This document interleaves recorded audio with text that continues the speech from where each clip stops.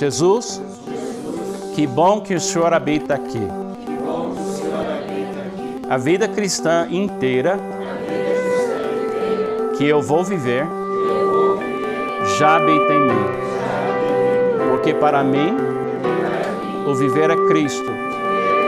Não sou mais eu quem vive, mas Cristo vive em mim. Cristo é tudo, está em todos nós. Amém? Agora, uma das perguntas mais importantes no estudo de espiritualidade, de restauração e de ação e de vida de fé e esperança e amor é a questão do mundo. Porque nós vivemos no mundo. A gente está no mundo, mas a gente não é do mundo. Então a gente vive num ambiente que a Bíblia descreve como o mundo. E a ideia do mundo não é tanto a parte biológica aqui de plantas, árvores. É um sistema de pensamentos e ações de seres humanos e também influência de seres espirituais, como o maligno, Satanás e demônios. Então a gente vive num ambiente que a Bíblia chama o mundo. Nem sempre que você vê a palavra mundo na Bíblia, ela está falando desse sistema. Às vezes quando você vê o mundo, está falando literalmente do planeta. Mas na maioria das vezes, quando a Bíblia fala não deve amar o mundo, está falando desse sistema no qual a gente está tendo nossa experiência humana. Quando um agricultor planta uma vinha, ele sabe que ele está plantando a vinha onde tem perigo, onde tem inimigo da vinha, onde tem vento, onde tem chuva, onde tem inundações, onde tem um monte de coisas que ele, como agricultor, tem que levar em conta, tem que calcular para ter sucesso na vinha. Então Deus nos coloca nesse mundo e a gente queria que Ele eliminasse os perigos, a gente queria que Ele fizesse desse lugar um lugar mais agradável. Mas nós, como ramos que estão nessa vinha que Deus plantou aqui, Ele está dizendo para nós, no mundo terás aflições. Então, saúde espiritual, para ter saúde espiritual, você tem que ter uma visão do que vai acontecer aqui neste mundo. Debaixo dessa palavra aflições, vem muitas possibilidades. Mas a despeito desse perigo, dessa situação difícil, nós podemos descansar no fato que Jesus já venceu o mundo. O que quer dizer vencer o mundo? Vencer o mundo não significa controlar o mundo ou eliminar o mundo. Vencer o mundo significa que você tira o poder do mundo sobre você. Quando você vence um inimigo, você tira as armas dele. Você tira da mão dele o poder que ele tem de realmente destruir você. Porque sabemos que Satanás, ele é ladrão, ele é mentiroso, ele é assassino. Mas Jesus venceu Satanás. Ele já destruiu as obras de Satanás no sentido de Satanás poder nos dominar. Satanás não tem mais como nos dominar no nível da medula do nosso ser, no nosso espírito. O Espírito Santo nos selou e nos garante e cuida de nós. Mas na área da nossa alma, nossa mente, nossas emoções e nossas vontades, nós podemos sofrer ataques. Porque Satanás ainda pode, nessa área da minha vida, na minha mente, nas minhas emoções e minha vontade, ele pode me distrair. Ele pode tirar a minha atenção. E se lembra que a gente começou, o que ganha sua atenção ganha você. Então, Satanás, ele quer tirar sua atenção de Jesus e colocar sua atenção nos seus problemas, nos seus erros, nas suas deficiências, nas suas fraquezas, porque ele tem que criar uma sensação de escassez para manipular você. Satanás não pode manipular uma pessoa que está literalmente satisfeitíssima em Deus. Realmente a alegria em Deus é nossa força. Ser alegre em Deus é como ter saúde contra o maligno. Então, na batalha espiritual, que a gente fala muito aqui no Brasil sobre batalha espiritual, a grande batalha espiritual é na área de satisfação. Seu nível de satisfação em Deus. Quando você está cheio de satisfação em Deus, os argumentos do maligno não funcionam, as tentações não funcionam. Mas quando ele pega você lá embaixo, ele facilmente consegue manipular sua alma e ele consegue levar para você a fazer coisas que você não deveria fazer ou parar de amar alguém. Aí você entra em depressão, aí você pensa, puxa, não dá certo. Aí ele é um acusador, então ele trabalha muito com a gente dessa forma. Então é muito interessante, é muito importante a gente parar e falar dessa questão, o mundo. O mundo. Um psiquiatra norte-americana chamado Scott Peck escreveu um livro, muitos anos atrás, é um livro muito famoso, e ele falou assim, que as doenças mentais que seres humanos desenvolvem começam sempre no mesmo lugar. Ele disse assim, que o ser humano que recusa aceitar o fato que a vida é difícil, isso é o início de doença mental. Quando uma pessoa não aceita o fato que morar e viver aqui é difícil, se a pessoa não aceitar esse fato, ela começa a rebelar contra isso. Aí ela constrói fantasias na cabeça, castelos no ar, e depois ela vai morar lá. Entendeu? Então ele disse que para curar uma pessoa que tem uma doença mental, você tem que levá-la cuidadosamente para uma mudança de paradigma. Vida aqui é difícil para todos os seres humanos. E aprender a superar essas dificuldades ajuda a gente a ser um ser humano completo. Agora, como cristão, eu também preciso entender que a minha espiritualidade não vai me levar fora deste mundo. A minha espiritualidade vai acontecer aqui neste mundo. E agora que eu aceitei a Jesus, eu trouxe para a minha vida também um outro desafio, que eu vou receber uma certa resistência aqui, se eu viver a minha espiritualidade. Jesus falou, se me odiaram, eles vão odiar você também. Então vai ter gente que vai odiar a gente que não tem razão nenhuma. Não tem justificativa nenhuma.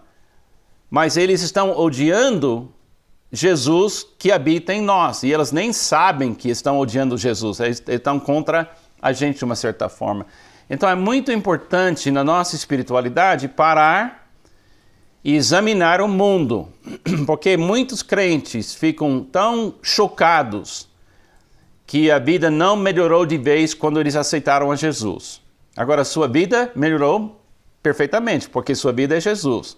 O mundo continua sendo o mundo. Então, vamos aqui em frente, a gente vai vendo aqui. Primeiro é o pensamento. A existência da dor não é um erro de Deus. Tem muita gente que pensa que o alvo da minha fé é eliminar a dor.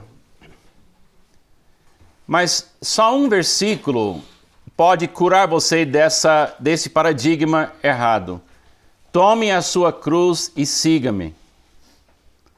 Como é que você pensa que o cristianismo é uma doutrina que diz: desenvolve a sua fé para eliminar a dor na sua vida?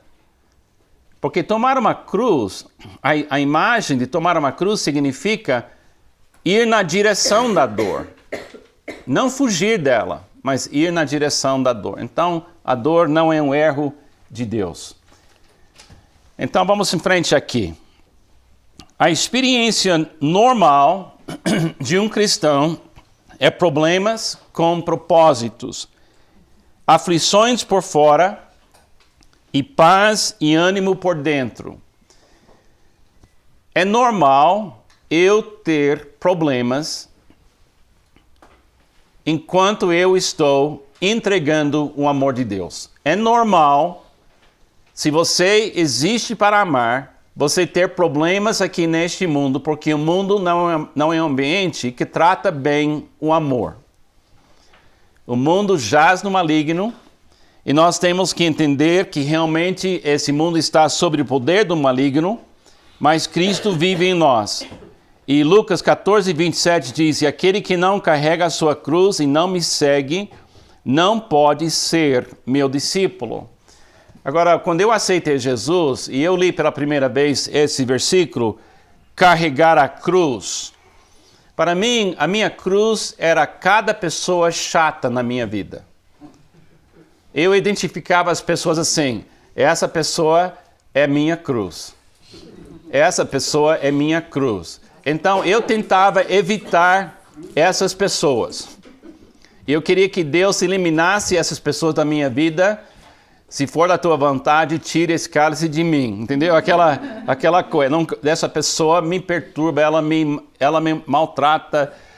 Agora, hoje eu entendo essa frase, carregar a cruz, de uma outra forma. A cruz de Cristo, para nós, é a nossa salvação. A cruz de Cristo foi o amor que Ele trouxe para nos salvar. Deus amou o mundo de tal maneira que deu seu Filho unigênito. A gente sabe que Ele fez isso na cruz. Então, a minha cruz é a quantidade, assim pode falar, quantidade do amor? Quantidade, não é? Quantidade do amor que somente Carlos pode entregar. Por exemplo, a Pamela tem um só marido. E quem me conhece já sabe que isso já é muito problema para ela. Entendeu? Eu talvez seja a cruz dela, não sei. Então, a Pamela não pode receber o amor de um marido em outros lugares. Ela deveria receber o amor de um marido diretamente de mim. Nós temos 4 filhos. Esses filhos, que são nossos filhos, mas também meus filhos, só têm um pai biológico. Então, eu preciso amar esses filhos como pai ama filho. Se eu não amar esses filhos dessa forma, eu não estou indo com a minha cruz, eu não estou carregando a minha cruz. Então, minha cruz é a quantidade do amor que somente eu posso entregar. E você lembra aquele versículo que fala que no Sermão da Montanha, que Jesus diz: perdoe as nossas dívidas? Você lembra daquilo, nossas dívidas? Mas que dívida? A dívida acontece ou aparece quando você não ama quem você deveria amar. Quando um pai não ama um filho, cria-se uma dívida. Quando um marido não ama sua esposa, cria-se uma dívida. Quando um amigo não ama o seu amigo, cria-se uma dívida. Agora, qual é a sensação interior em você quando alguém não paga uma dívida que ela tem com você? Se eu emprestar R$1.000 de você, e cada vez que você me vê pregando na igreja, o que você vai pensar? Ah, ele prega, mas não vive. Cada vez que você me vê, a história daquela dívida volta. Então, quando a gente não ama, a gente cria uma dívida na memória de alguém. E muitas das doenças mentais e muitos dos problemas relacionais que nós temos é porque nós estamos com um arquivo cheio de memórias de quem não nos amou.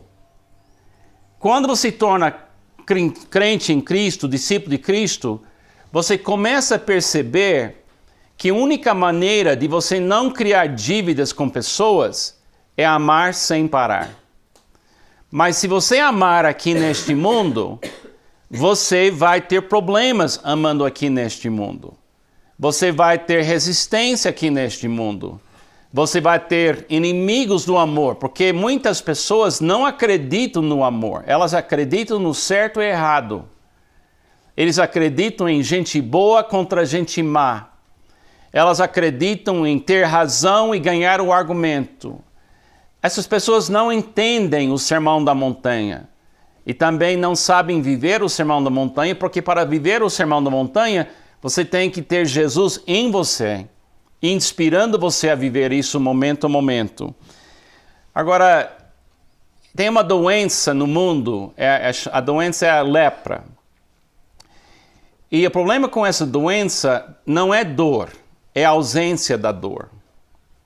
A pessoa que tem essa doença, ela vai destruindo o corpo dela, porque ela não tem limites. Quando você abre uma porta com uma chave e você vira a chave na direção errada, como é que você sabe que você está indo na direção errada? Você sente a pressão, e se você forçar mesmo, você pode quebrar a pele no dedo da mão. A pessoa leprosa, ela não sente a dor. Então, se ela colocar a mão em cima de um fogão, ela não sente a dor. Então, queima a mão.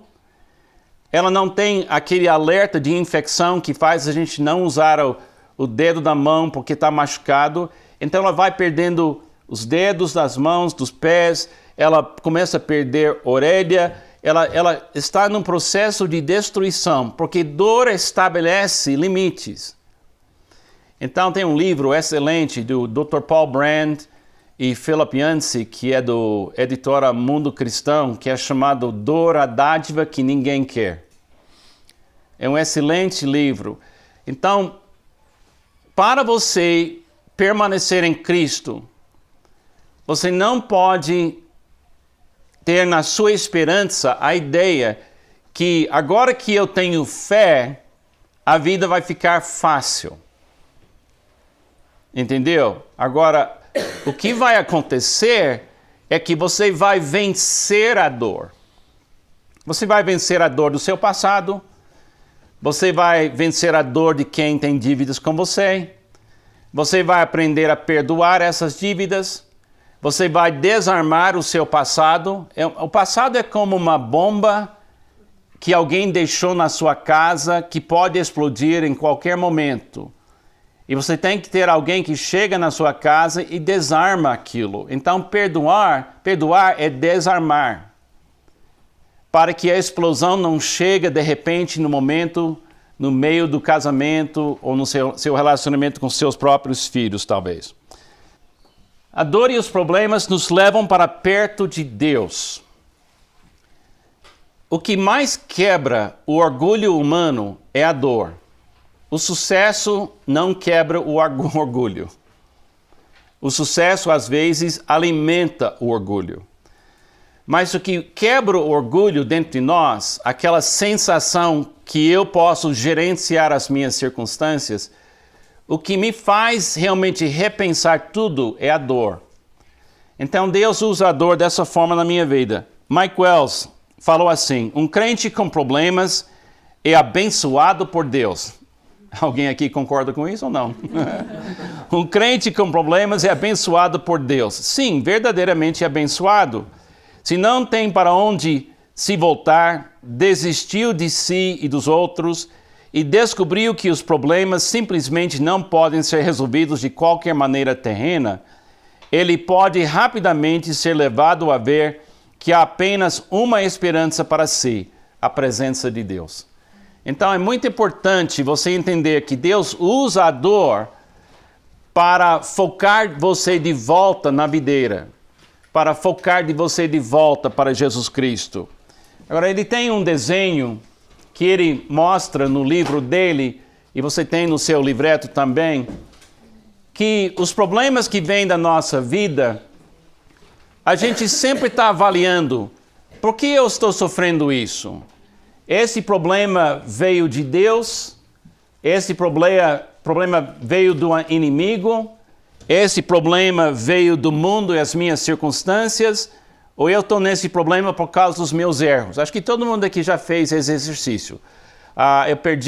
Você perdeu o emprego, ou você perdeu uma amizade, ou você ficou doente. E o primeiro pensamento é, o que está acontecendo?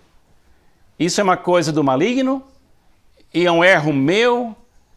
É uma atividade satânica? É uma coisa que faz parte da vida? Porque a gente sempre quer compreender por que está acontecendo. Mas o Mike Wells, ele recomenda que você entende que não importa necessariamente a fonte do problema. Porque todo problema deveria forçar você para o caminho estreito. Mas quando as pessoas no mundo têm problemas, isso força ela para o caminho largo. A pessoa no mundo, quando tem problemas, ela vai na bebida, vai no sexo, vai na violência, vai atrás do dinheiro, troca de amigos. Ela foge do problema, tentando aliviar a dor do problema. Mas nós estamos sendo levados para a presença de Deus. Então, não importa que tipo de problema que eu tenho, como ramo, a minha solução está na videira e nas mãos do agricultor. Então, eu tenho que ver todo problema como uma oportunidade de aperfeiçoar meu relacionamento espiritual com Deus. Todas essas coisas cooperam para o bem daqueles que amam a Deus. Agora, é natural para um ser humano buscar a vida plena. Em nenhum lugar na Bíblia a gente é proibido, ninguém na Bíblia fala para a gente esquecer da felicidade. Você existe para sofrer. Não, você não existe para sofrer. Você existe para amar. E a parte do amor é a alegria.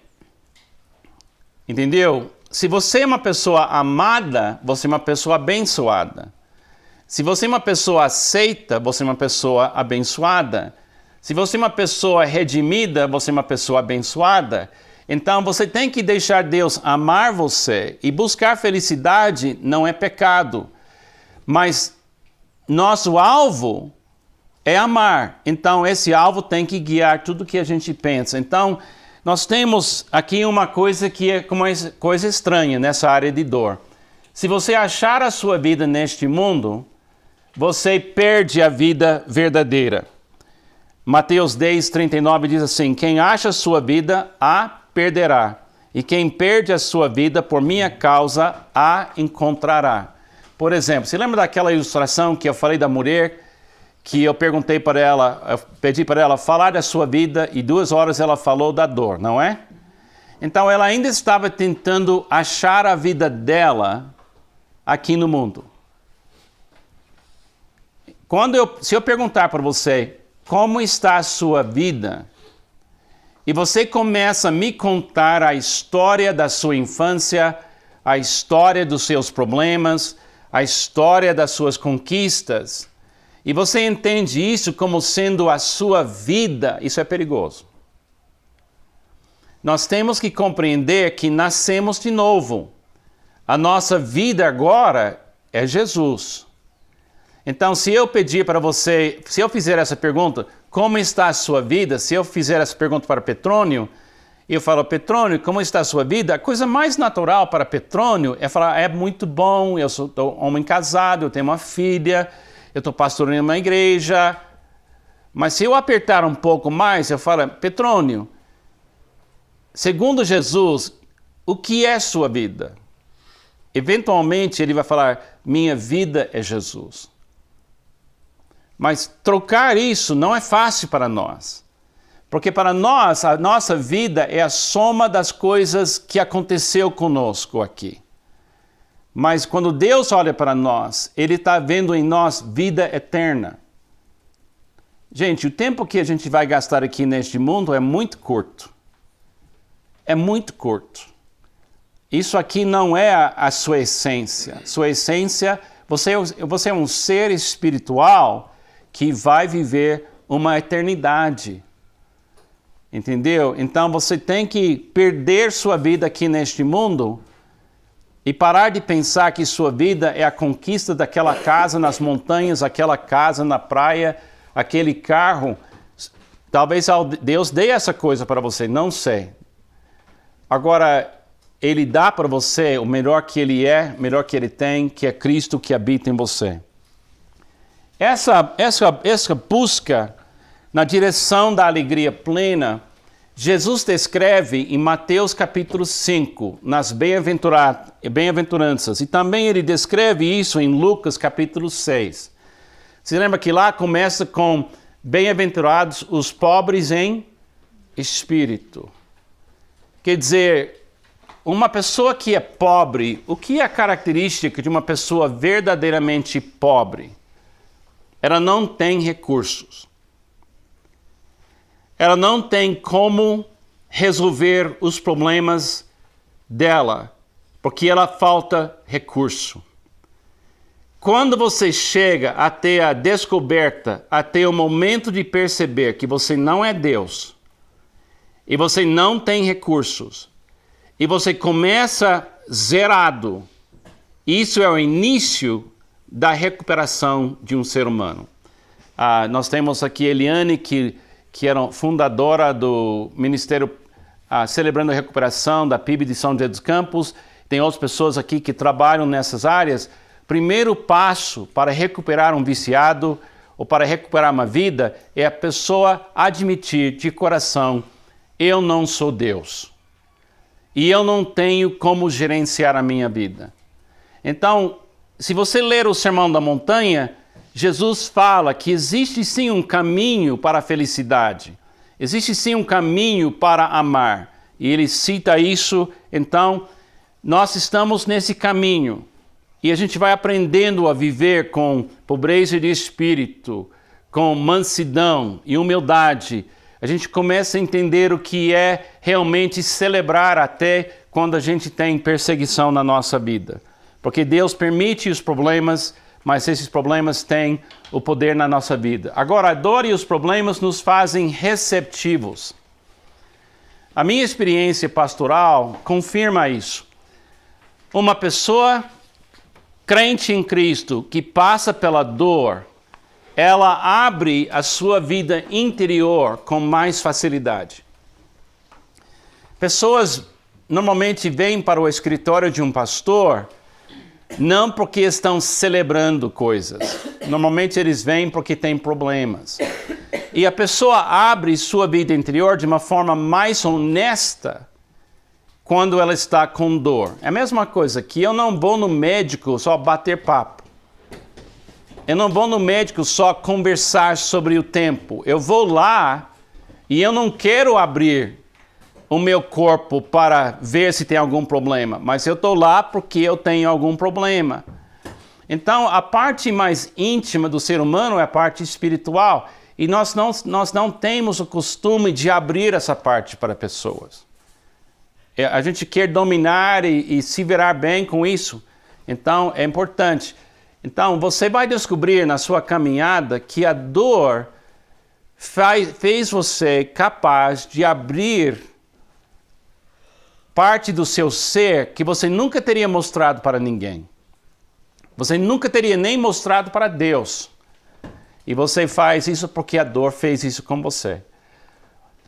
Agora, quando você começa a entender que você está num mundo que jaz no maligno e que aqui tem problemas com propósitos e que a dor faz parte, você vai descobrir que a única maneira de viver bem aqui neste momento, no mundo, é viver momento a momento. E não tentar viver amanhã antes de amanhã. E não viver o passado que você já passou. É viver agora mesmo. Por exemplo, quem diria que este exato momento é um momento lindo? Diga amém. Amém.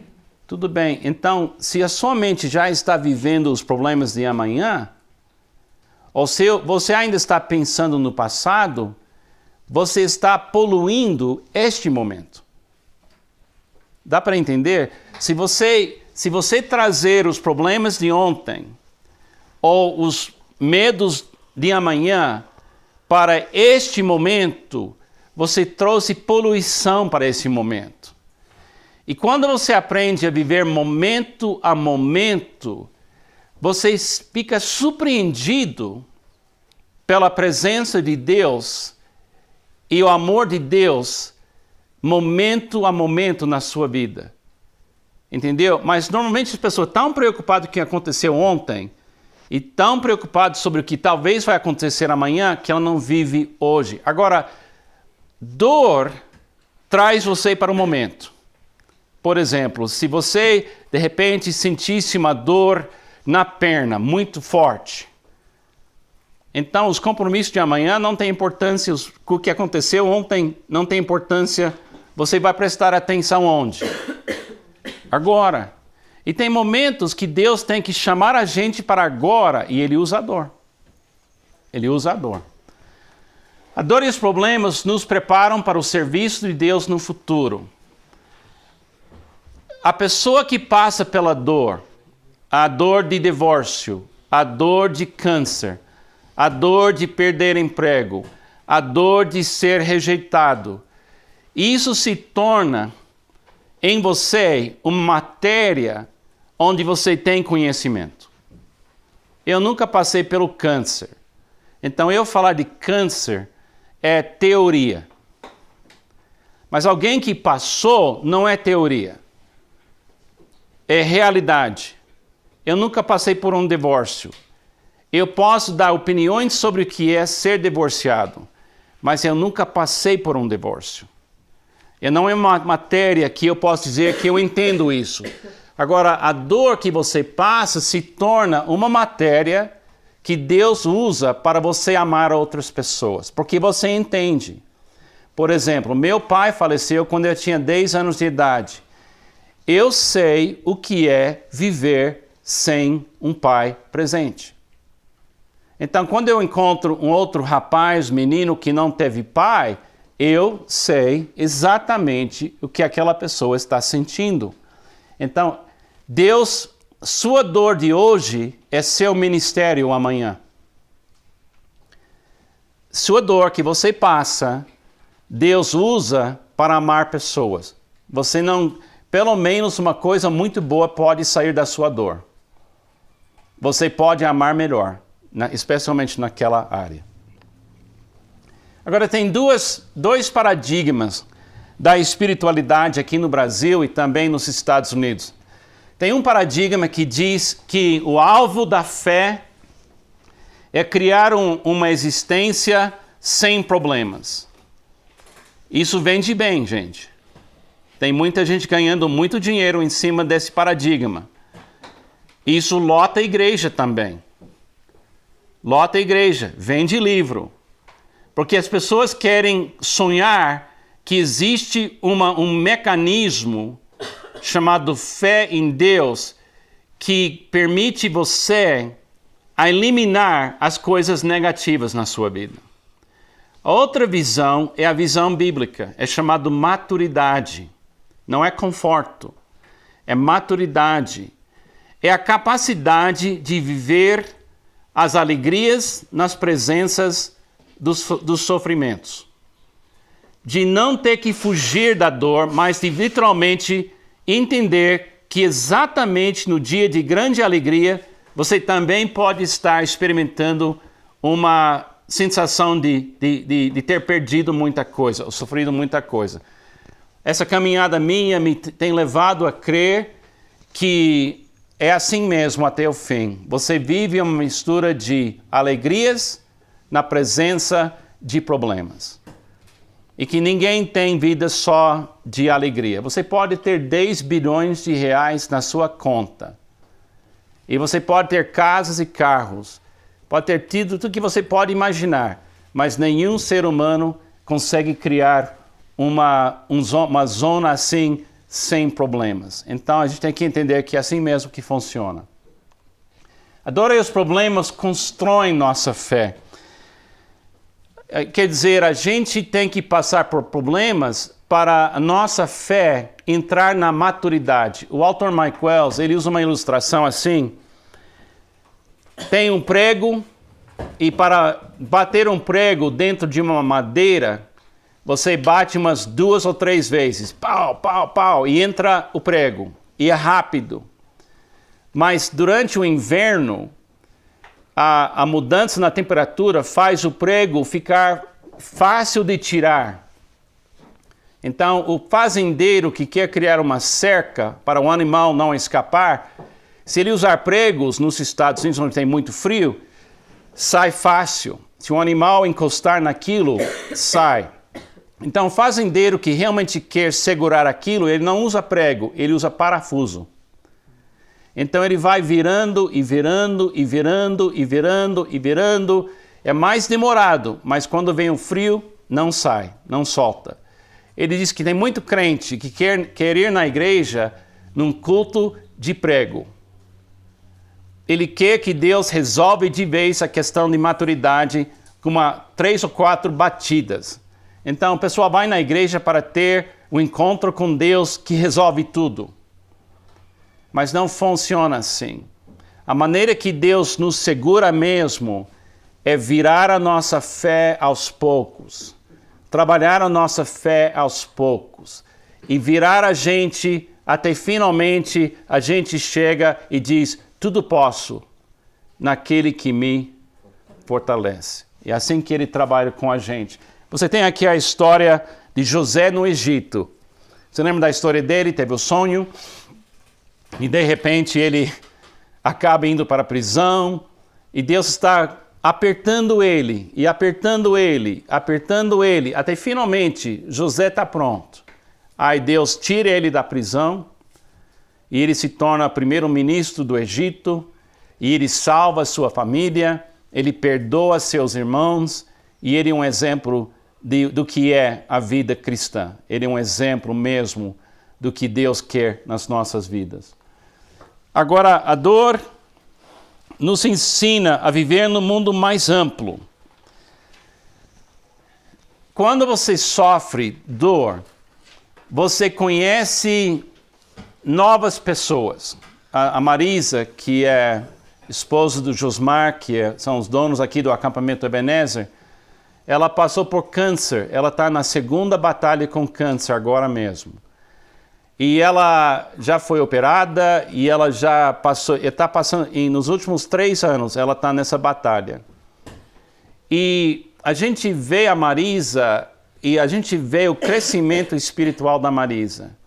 Mas uma coisa que ela falou me chamou muita atenção. Ela disse, Carlos, eu estava morando em São José dos Campos e eu nunca vi pessoas com câncer. Eu não percebi elas, eu não tinha como saber quem são elas. Agora ela disse, eu sei que tem uma comunidade inteira em São José dos Campos sofrendo com câncer, mas agora eu vejo elas. Eu sei quem são, porque ela está vivendo no mundo mais amplo. Quando você sofre, a gente pensa, meu mundo é menos. Não, quando você sofre, seu mundo abre. Se você permitir, Deus abre seu mundo mais pelo sofrimento. Também é um mundo onde examinamos as nossas perdas na presença de Deus. Eu acho que Jesus falou assim, bem-aventurados os que choram, porque serão consolados. Não é uma questão se você vai chorar neste mundo. A questão é onde você vai chorar. Na presença de quem? E quando você chora na presença de Deus, não nasce amargura. Quando você chora na presença de Deus, nasce consolação. Mas quando você chora na bebida, você chora com pessoas que não têm fé, nasce medo e nasce outra coisa. Mas quando você chora na presença de Deus, a dor é real. E você examina a dor, mas você recebe consolação. É um mundo onde abrimos mão da ilusão de ter controle permanente. É um mundo onde abrimos mão da ilusão de ter controle permanente. Sabe, uma das coisas mais difíceis de aprender é que a gente não é Deus. Parece fácil isso, hein? Não sou Deus, não tenho poder de controlar circunstâncias, eu não tenho nada que... Eu estou recebendo minha vida neste momento e a dor me faz pensar nisso. Eu não tenho controle mesmo. Outra coisa, é um mundo onde tudo se vê com esperança em vez de fatalismo. Tem gente por aí hoje mesmo que estão dizendo, vamos comer e beber porque amanhã a gente vai morrer. Isso não tem sentido nenhum, a vida é uma coisa só de acidente mesmo. Esqueça, é fatalismo. Vai acontecer. Aproveite o que você tem hoje. Agora, o cristão não. O cristão está pensando o tempo todo, não. A minha biografia não termina aqui. A minha biografia é uma biografia eterna. E eu vou viver a eternidade com Deus. Isso aqui é um capítulo na minha biografia escrito por Jesus Cristo. Então eu vou viver esse momento muito bem. Então a gente vê isso com esperança. Agora eu quero terminar essa aula contando uma história de uma pessoa que eu conheci chamado Chuck Don. Quando eu estava no segundo grau nos Estados Unidos, eu conheci um jovem adolescente da minha idade chamado Chuck Don. E o Chuck Don era atleta, era crente, era uma pessoa sensacional. E ele acabou indo para a mesma faculdade bíblica para se preparar para o ministério, para onde eu também fui, onde a Pamela também foi, em Springfield, Missouri. E depois da faculdade, nós fomos para uma igreja para trabalhar, o Chuck foi para uma outra igreja para trabalhar. E aí Chuck entregou a vida dele para ser missionário na Coreia do Sul. Nós entregamos nossas vidas para sermos missionários aqui no Brasil. Então a gente separou o caminho, ele, Chuck, Kathy, a esposa dele, foram para a Coreia do Sul. A gente veio para o Brasil. Quando a gente voltou para os Estados Unidos em 1987, o Chuck e Kathy ainda estavam na Coreia do Sul. Mas o missionário normalmente fica 4 anos no campo trabalhando e 1 ano no seu país, visitando as igrejas, vendo família e levantando mais sustento. Era o sistema que foi usado entre batistas. Então, eu estava pastoreando a igreja no sul de Flórida, a primeira igreja batista de West Hollywood, Flórida, e a igreja tinha uma casa para missionários. Era uma casa pequena, mas bem bonita, com mobília, tudo preparado para o missionário sair do campo e poderia morar lá 1 ano, sem pagar aluguel, e a nossa igreja também tinha uma escola cristã. Então, os missionários poderiam chegar, morar na casa, colocar os filhos na escola sem pagar nada, e é uma maneira de abençoar os missionários. Então, o Chuck Don, ele voltou da Coreia e escolheu morar na nossa cidade, frequentar nossa igreja e colocar os 3 filhos dele, meninos, na nossa escola. Um dia, quando ele estava já morando lá na nossa casa da igreja, ele ligou para mim e disse, Carlos, ore por mim. Hoje eu estava escrevendo e a minha mão direita parou de funcionar. Eu não consegui segurar nada na minha mão, a minha mão não está bem. Eu falei, você vai no médico? Ele disse, vou. Então ele foi para o médico e acharam um tumor no cérebro dele. Aí a gente automaticamente pensa câncer. Então ele foi para um hospital para fazer uma biópsia. E vieram pastores do país inteiro, uns 13 pastores, pegaram voos e foram direto para o hospital, encontraram comigo lá e a gente foi lá para ungir ele, orar sobre ele, porque ele era pregador sensacional, missionário sensacional, ele só tinha 43 anos de idade. Então, quando eles entraram e fez a biópsia, era câncer mesmo. Então, eles prepararam para fazer uma cirurgia, quimioterapia e tudo mais, mas na hora de fazer a cirurgia, eles fizeram os testes e não acharam tumor. Então, os médicos falaram que ele foi curado, que sumiu. E o uso da mão voltou, tudo estava ótimo. A igreja celebrou, era uma cura, era uma alegria. Então, ele voltou para a Coreia, bem, e ficou uns 2 anos lá trabalhando. E aí ele ligou para mim uma noite e ele ligou e falou, Carlos, voltaram os sintomas. Então, Carlos, eu posso voltar para a sua igreja para receber tratamento? Eu disse, a casa está vazia, venha, pega o voo, vem aqui, a gente cuida de você. Ele chegou e deu para ver que ele já estava sofrendo sequelas do tumor. Aí começou um processo de 2 anos. E nesse processo de 2 anos, a gente viu o Chuck Dong vivendo o drama desse momento na sua vida. E, gente, foi de um lado terrível. Ele ficou numa cadeira de rodas, ele fez cirurgias, ele perdeu a capacidade de andar, de falar. E a gente viu 2 anos, declínio. Mas antes de ele perder a capacidade de falar, ele me chamou e disse, Carlos, eu vou morrer. Eu falei, Chuck, não fala isso não. Deus curou você uma vez, ele pode curar você de novo. E não, ele disse, Carlos, Deus me falou, meu tempo aqui acabou. Eu falei, não quero falar. Ele disse, Carlos, você vai pregar meu culto fúnebre. E eu falei, Chuck, eu não quero pregar seu culto fúnebre. Ele disse, Carlos, se você me ama, você vai pregar o culto fúnebre. Aí eu falei, tudo bem. Mas ele disse, eu já preparei o esboço. Então, ele me deu o esboço. E aqui está na página 53 do seu libreto. Você vai ver aqui, ele me deu 3 pontos. Ele diz assim, Carlos, na hora da minha morte, quando você tem todo mundo reunido lá, você vai falar para o pessoal 3 coisas. Ele disse, a dor é para a pureza. A dor é para a pureza. Então eu falei, explica para mim isso. Ele disse, Carlos, a dor, ela faz com que você elimina da sua vida tudo que não é essencial. A dor faz você segurar o que é importante e eliminar o que não é importante.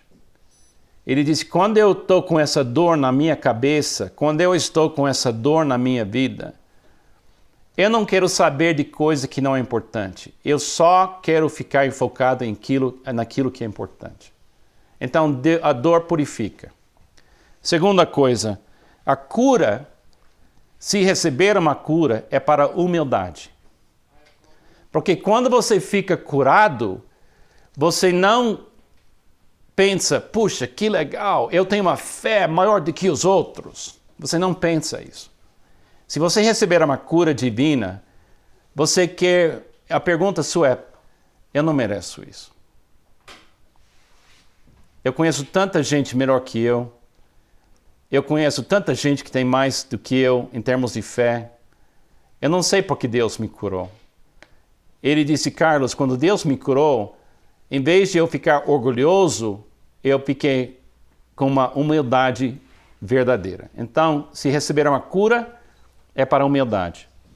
E a última coisa que ele falou, ele falou para mim, para falar, como se fosse ele falando, diga para eles que o tesouro da sua vida é o tempo que você tem com quem você ama. Aí ele começou a falar, eu não vou estar lá para o casamento dos meus filhos. Então ele começou a falar todas essas coisas. Aí eu fiquei muito emocional, até hoje. E eu pensei, puxa, a gente corre tanto. E a gente não valoriza o tempo que nós temos com quem a gente ama. Ele disse, diga para eles valorizar o tempo. Ele disse, Carlos, a dor me ensinou essas 3 coisas. Agora, quando eu preguei o culto fúnebre, tinha mais de 700 pessoas presentes. E muitos pastores, e muitos líderes, e muitos pastores desistindo do ministério. Muitos missionários querendo parar. E quando eu dei o apelo, no fim do culto, muitos desses pastores vieram para o altar da igreja, pela frente da igreja, e entregaram as suas vidas de volta para Deus. E hoje tem um monte de pastores e missionários que estão ainda na batalha por causa da dor do Chuck. Agora, eu sinto falta dele. A esposa dele sente falta dele. Os filhos sentem falta dele.